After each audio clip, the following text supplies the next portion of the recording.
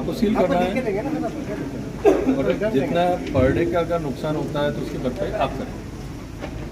नियम में आएगा? नियम में नहीं आएगा। जो नुकसानी अगर आपके कारण होती है सील लगाने के कारण, है ना, तो उसका भुगतानी एज ए CMHO आपके द्वारा सील लगाई जा रही है, आप जिम्मेदार रहो। ठीक है, सबने रिकॉर्ड कर लेना भैया। करिए सील आपके सामने कुरिल जी भी खड़े हैं जिनके द्वारा अवलोकन करने के बाद में रजिस्ट्रेशन सर्टिफिकेट दिया गया था, तो ये भी जिम्मेदार रहेंगे इसके। पेपर आप देख लें कुरिल जी। क्या भैया क्यों भैया गुप्ता जी, ये मशीन का क्या किया आपने? मशीन पे क्या किया देखिए, क्या किया, क्यों क्या कमरा बंद करके क्या करोगे आप लोग? हमने कितने किया? ये आप लोगों ने किया? ये अभी हालो भैया करके गए अर्जुन भैया। आप लोगों ने किया? गलत बात है, आप लोगों ने हरकत करी। वीडियो उनका हाथ देखो, उनका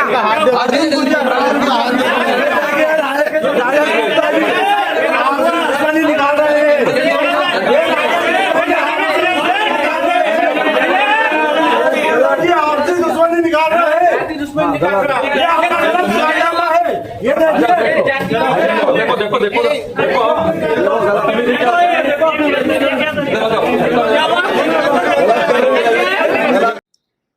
देखिए, हम दिनांक 28 फरवरी को नियमित शिकायत प्राप्त होने पर और नियमित रूटीन शासन के आदेशानुसार निरीक्षण के लिए गए थे। तो वहाँ पर हमने सोनोग्राफी का संचालन देखा, जहाँ पर PCPNDT एक्ट 1994 के अंतर्गत काफ़ी अनियमितताएं पाई गई।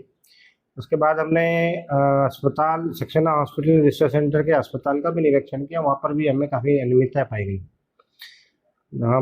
मेरे द्वारा और दल के द्वारा निरीक्षण और सील की कार्रवाई की जा रही थी कि वहाँ पर कुछ लोगों ने या डॉक्टर सक्सेना ने हम पे शासकीय कार्य में बाधा उत्पन्न की थी, तो हमने उसकी FIR भी करवाई थी।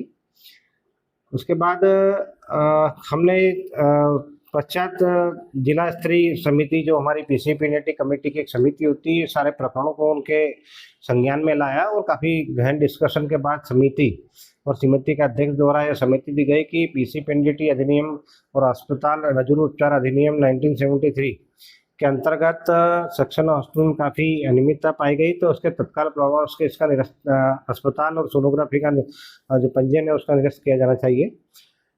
तत्पश्चात दिनांक 5/3 को हमने PCPNDT के अंतर्गत 3 दिन का और नर्सिंग होम एक्ट के अंतर्गत 30 दिन का जो नोटिस जारी किया था, जो कि असंतोषजनक था।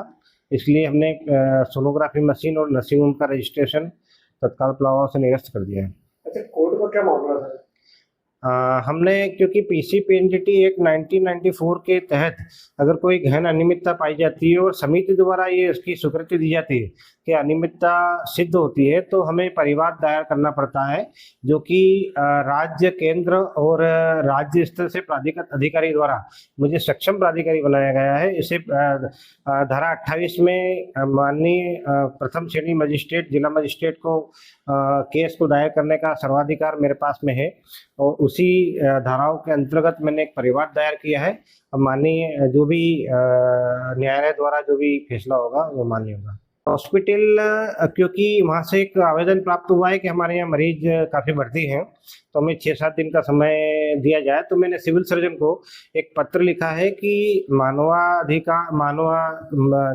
जन को देखते हुए इनके यहाँ पर जितने मरीज हैं उन्हें जिला अस्पताल में सुरक्षित रूप से शिफ्ट किया जाए और उनका सेवा की जाए, उन्हें नियमित रूप से उसकी चिकित्सा की जाए। और उसके बाद फिर अस्पताल जो नोडल अधिकारी है हमारे डॉक्टर मनीष कुरिल, उनको आदेशित किया है कि तत्काल प्रभाव से सोनोग्राफी और अस्पताल को तत्काल प्रभाव से उसको सील करें।